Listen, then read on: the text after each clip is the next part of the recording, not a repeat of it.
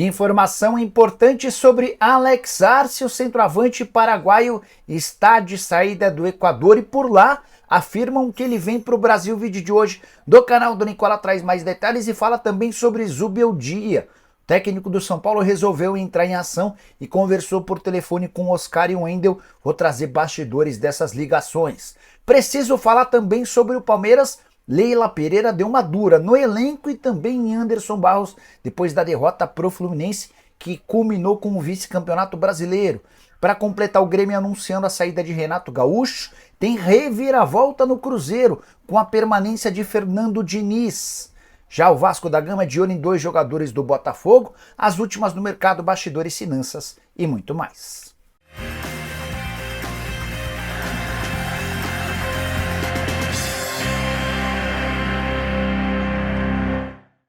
Fala aí pessoal, sou Jorge Nicola, bem-vindos a mais um vídeo do canal, sempre bom ter vocês por aqui. Vocês estão sabendo que nessa terça-feira tem Liga dos Campeões da Europa, certo? Ótima oportunidade para você fazer sua fezinha na 1xBet, a mais antiga parceira do canal do Nicola. Tô colocando na tela a minha sugestão de aposta para essa terça-feira. Tô indo na vitória do Liverpool contra o Girona fora de casa, nessa mesma múltipla de 3 jogos. Tô imaginando a vitória do PSG contra o Salzburg, na Áustria, e a vitória do Bayern de Munique contra o Shakhtar Donetsk. Tô colocando R$100 para voltarem R$239 se os 3 resultados se confirmarem para fazer essa ou qualquer outra aposta na 1xBet. É só clicar no link que está no comentário fixo, faz seu cadastro, se puder utilizar o promo code Nicola para que o pessoal saiba que você veio daqui, é super legal. Só para completar, lembrar que você precisa ter pelo menos 18 anos de idade e jogar com responsabilidade. Combinado? Bora começar o vídeo com aquele tradicional giro de notícias e a primeira informação é sobre o Campeonato Brasileiro de 2024, que terminou com a segunda maior média de público em sua história. 25.586 torcedores, só abaixo da edição do ano passado, que teve 26.519 torcedores por partida. Quero contar também que o Atlético Mineiro perdeu seu diretor de comunicação. Diogo Couto anunciou sua saída e ele alegou que recebeu uma proposta da Arábia Saudita e não poderia recusá-la. Bora dizer também que Vladimir não será mais jogador do Santos. Contrato por mais uma temporada, goleiro revelado no clube com uma baita história, vai ter seu vínculo rescindido depois da passagem por empréstimo no Guarani. E agora cabe a seu empresário Beto Lopes encontrar um novo clube para o Vladimir. Bora falar agora que o Vitória renovou o contrato de Thiago Carpini. Treinador que fez excelente trabalho salvando o Vitória da zona do rebaixamento e colocando o time na Sul-Americana. O novo vínculo se encerra em dezembro de 2025. Vitória que vai buscar reforços e quer também a manutenção do atacante Alejandro, que pertence ao Red Bull Bragantino. Para completar, Cuiabá recusou proposta do Bahia por Isidro Pita, segundo o clube brasileiro que tenta sem sucesso a contratação do centroavante paraguaio. O primeiro havia sido o Vasco. A saideira do giro de notícias, o Bahia também está de olho no goleiro Matheus Cunha, que pertence ao Flamengo, virou reserva do Rossi na atual temporada, 13 jogos, muito boa opção. Quero falar agora sobre o Vasco, de olho em 2 volantes do Botafogo. Informação divulgada pelo Luiz Roberto durante transmissão da Globo, dá conta de que Tietê e Danilo Barbosa interessam ao Cruz Maltino para 2025. Essa posição de volante no Vasco andou bastante carente, especialmente por conta de lesões. Existe também a chance do Matheus Cocão ser negociado. Já contei para vocês que a pedida do Vasco é de 4 milhões de euros. Diante desse cenário, o Tietê, o Danilo Barbosa e até o Alan, que pertence ao Botafogo e já se declarou em outro momento torcedor vascaíno, são alternativas. Só para lembrar que o Tietê tem contrato com o Botafogo só até 31 de dezembro e não terá seu vínculo renovado, enquanto o Danilo Barbosa tem vínculo até junho do ano que vem. Depois do título conquistado pelo Botafogo em meio à comemoração no Newton Santos, o Danilo foi perguntado sobre seu futuro e disse, abre aspas, tenho um contrato com o Botafogo e estou feliz aqui. É momento de comemorar com a minha família e amigos, é só isso que eu penso hoje. Fecha aspas. Bora falar agora sobre uma reviravolta que revoltou torcedores do Cruzeiro. Raposa decidiu pela permanência de Fernando Diniz depois de uma reunião na manhã dessa segunda-feira entre o técnico, o dono do clube, o Pedrinho BH, e Alexandre Matos, o diretor executivo de futebol cruzeirense. Raposa já havia tomado a decisão de dispensar o treinador independentemente da classificação ou não para a pré-Libertadores do ano que vem. A classificação não veio, o Cruzeiro até venceu o Juventude, mas acabou atrás de Corinthians e Bahia, 7º e 8º colocados. Diante desse cenário, imaginava-se que nessa segunda-feira a reunião seria protocolar apenas para comunicar que o Diniz estava fora. Mas vale a lembrança de que ontem, em entrevista coletiva, o Diniz detonou a diretoria do Cruzeiro exatamente em relação a essa possibilidade de ser demitido via imprensa. Toda a imprensa sabendo da sua demissão, menos o Fernando Diniz. Para evitar uma situação ainda mais chata, o Cruzeiro recuou e decidiu pela permanência do técnico, que custa R$ 1.300.000 por mês e que entregou pouquíssimo ou quase nada. 15 partidas, só 3 vitórias, 6 derrotas e 6 empates, aproveitamento de 33% dos pontos. O fim de ano para o torcedor da Raposa não poderia ter sido pior. Não veio o título da Sul-Americana, não veio a classificação para a Libertadores e a permanência do Diniz se mostra um enorme equívoco, mais um dos dirigentes cruzeirenses. Antes de mudar de assunto, só lembrar que nos últimos dias o Cruzeiro chegou a conversar com 2 técnicos diferentes, entre eles o Luiz Castro. Como não houve avanço, acabou optando-se pelo mais fácil. Quero contar agora que o Grêmio anunciou na manhã dessa segunda-feira de forma oficial a saída de Renato Gaúcho, 4ª passagem do técnico que é também o maior ídolo da história gremista. Nessa passagem, 141 jogos, 70 vitórias, 31 empates, 40 derrotas. Ele conseguiu 2 títulos do Campeonato Gaúcho e um vice-campeonato brasileiro na temporada passada, em 2024. Trabalho muito ruim, especialmente no Campeonato Brasileiro, em que o Grêmio conviveu com o rebaixamento durante a maior parte da competição, se salvou a 2 rodadas do fim. Depois de uma reunião rápida entre o Renato Gaúcho e o presidente Alberto Guerra, o Renato disse o seguinte, abre aspas, preciso dar um descanso para minha cabeça. Infelizmente vou dar um tempo no ciclo, mas sei que as portas sempre estarão abertas para mim, ninguém vai apagar minha história no clube.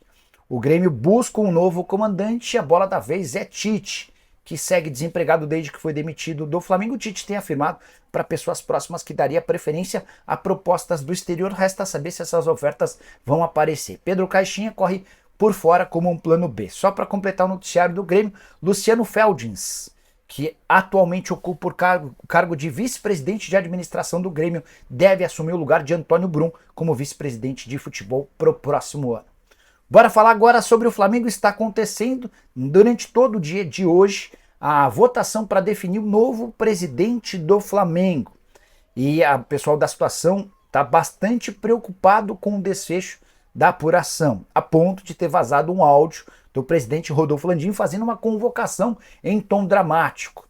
Ele usa as redes sociais, ou melhor, o WhatsApp, para convocar conselheiros e sócios rubro-negros da sua ala para comparecerem na votação que só termina às 9 da noite. Ele inclusive alega que se não aparecerem não vai dar para a vitória. As últimas parciais divulgadas apontavam o Mbappé em primeiro lugar, com uma pequena vantagem em relação ao Rodrigo Dunche, que é o candidato da situação. Mbappé já foi aliado do Rodolfo Landim, mas se tornou oposição há alguns meses e concorre como um opositor. Já o Maurício Gomes de Matos, que concorre como uma terceira via, tem poucas chances de vitória. Importante lembrar que Gabigol tem feito enorme campanha contra Rodolfo Landim e, por consequência, Rodrigo Dunche, até porque o Gabigol não gostou da forma como seu contrato não foi prorrogado. Bora falar agora sobre Leila Pereira. A presidente do Palmeiras resolveu intervir e de forma dura, depois da derrota em casa para o Fluminense por 1-0 nesse domingo. O resultado só não foi pior porque o Botafogo fez a sua parte e venceu o São Paulo por 2-1. Mas imaginem que o São Paulo consegue uma zebra e vence o Botafogo no Rio de Janeiro. O Palmeiras poderia ter perdido o título por não ter vencido dentro de casa contra o Fluminense. Depois do jogo, a Leila foi até o vestiário e deu uma bronca geral em atletas, membros da comissão técnica e também em Anderson Barros, o diretor de futebol. A avaliação da presidente é que faltou comprometimento. Importante lembrar que é diante desse cenário que se especula a possibilidade de demissão do Anderson Barros. O que eu tenho ouvido ao longo da segunda-feira é que ele continua, a menos que peça para sair, embora a pressão em cima do diretor de futebol exista. Só para complementar, o Palmeiras não vai divulgar nenhuma lista de dispensas, mas topa fazer negócio com alguns atletas, entre eles o zagueiro Naves, o lateral esquerdo Vanderlan, os meio-campistas Gabriel Menino, Zé Rafael e Rômulo, além do atacante Rony. Eu nem coloquei o Dudu nessa lista porque o Dudu já está tratando da rescisão de contrato de forma amigável com o Palmeiras para que ele possa no momento seguinte se tornar reforço cruzeirense. Bora de informação exclusiva, quero contar que Alex Arce, centroavante paraguaio de 29 anos de idade, que já esteve na mira de vários clubes brasileiros, está vindo ao Brasil. pelo menos o que publicam lá no Equador. Centroavante que vive ótima fase com a camisa da LDU. No final de semana, mais 2 gols na vitória por 3-0 da LDU contra o Independente Del Valle no jogo de ida da final do campeonato equatoriano. Números do Alex Arce em 2024. 43 jogos, 35 gols e mais 3 assistências. Se a gente pegar só o campeonato equatoriano, média de gols bem próxima de 1 gol por partida. Jogador já mais veterano, mas que tem feito enorme sucesso e na metade do ano esteve nos planos do Vasco, do Flamengo, do Corinthians, entre outros. De acordo com a imprensa equatoriana, Palmeiras, Corinthians e Fluminense hoje são os maiores interessados. Entrei em contato com o Santiago Meirelles, o representante do jogador, antes de gravar o vídeo. Ele falou que estava resolvendo um assunto importante lá no Cerro Porteño, assim que saísse me retornaria, quem sabe durante o programa do Nicola, que começa às 7 da noite. A gente já não traz mais atualizações. Importante lembrar também que se a LDU criou enorme dificuldade para vender na metade do ano, chegando a pedir 4 milhões de dólares, dá para imaginar que a conversa no fim desse ano vai ser um pouco diferente, até porque o vínculo do Alex Arce se encerra em um ano. Ou seja, se a LDU não vendê-lo agora, em dezembro, vai correr enorme risco de perder o jogador de graça, assinando um pré-contrato na metade do ano que vem. Quero falar agora sobre Luiz Zubeldia. O técnico do São Paulo admitiu em entrevista coletiva, a última da temporada, que conversou com 2 jogadores que são alvos do São Paulo. Um deles ele identificou o Oscar, o outro o lateral esquerdo, o Wendel. Quero contar um pouquinho do bastidor dessas ligações. Contato mais longo com o Oscar, mais ou menos meia hora de conversa. O Zubeldia deu todos os detalhes de como é que enxerga o Oscar inserido dentro do seu esquema de jogo. E durante o bate-papo ele deixou bem claro que se o Oscar aceitar o convite do São Paulo, ele vai ser o grande craque do time e tudo vai ser preparado para que ele atue como um protagonista. O Oscar, que está livre no mercado, já se despediu do Xangai Port, onde esteve nos últimos 8 anos. Também contei para vocês durante o final de semana que o São Paulo resolveu abrir os cofres para repatriar o Oscar. Está disposto, inclusive, a abrir mão de jogadores importantes cujos salários são altos para que a Folha tenha uma reserva, uma economia e essa grana possa ser utilizada na contratação do Oscar. Quem toca essa negociação é o presidente Júlio Casares, que tenta convencer o Oscar e também o seu empresário Juliano Bertolucci de que o São Paulo com o Oscar pode ser competitivo e brigar por títulos no próximo ano. Sobre a conversa do Zubeldia com o lateral esquerdo Wendel. Conversa um pouco mais curta, de mais ou menos 10 minutos, ainda assim o Zubeldia conseguiu impressionar o Wendel, deixando bem claro que o conhece muito bem e que ele seria a peça super importante na estruturação defensiva, mas também no momento com bola.